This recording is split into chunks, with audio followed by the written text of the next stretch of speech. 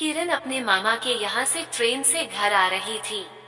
किरण का रिजर्वेशन जिस बोगी में था उसमें सभी लड़के ही थे। टॉयलेट के बहाने पूरा बोगी घूम लिया पर कोई महिला नहीं थी। बस किरण को एक दो ही महिलाएं मिली।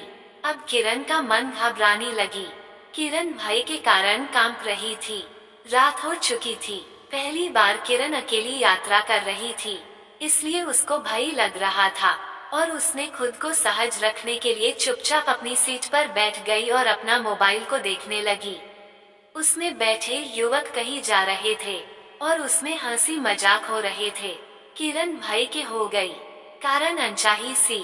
सहसा सामने की सीट पर बैठे एक लड़के ने मुझसे कहा, मैं नीलू और आप? भय से किरण ने कहा, जी मैं। कि ने कहा, कोई बात नहीं, नाम मत बताइए, वैसे आप बताइए कहाँ जा रही हैं?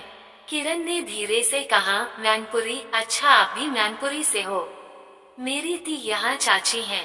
तो तुम मेरी बहन जैसी हो। वो वहाँ की यहाँ कई सारी बात करते गए। मेरे नाना पुलिस में हैं। तुम क्या अच्छा लगता है? तुम्हें सबसे अच्छा क्या पसंद है? पटना गई हो, बहुत सारी बात की। इन बातों में बड़ा ही मजा आया। पता ही नहीं चला सुबह कब हो गई। सुबह किरण ने कहा, मेरा नंबर सेव कर लेना, जब तो मिलेगे मैनपुरी आइए।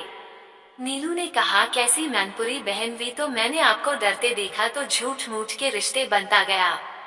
वो कभी पहले आमा ही नहीं किया। चौंक उठी किरण। देखो बहन, ऐसा नहीं है कि सभी लड़के बुरे होते हैं कि किसी अकेली लड़की को देखा नहीं कि उस पर गिद्ध की तरह टूट पड़े। हम ही ती पिता और भाई होते हैं। ये कहकर प्यार से उसके सिर पर हाथ रख मुस्कुराया था। नीलू। किरण नीलू को देखती रही जैसे उसका भाई उससे विदा ले रहा हो। किरण की आंखों में आंसू आ गए। वीडियो अच्छा लगा हो तो लाइक शेयर सब्सक्राइब कीजिए।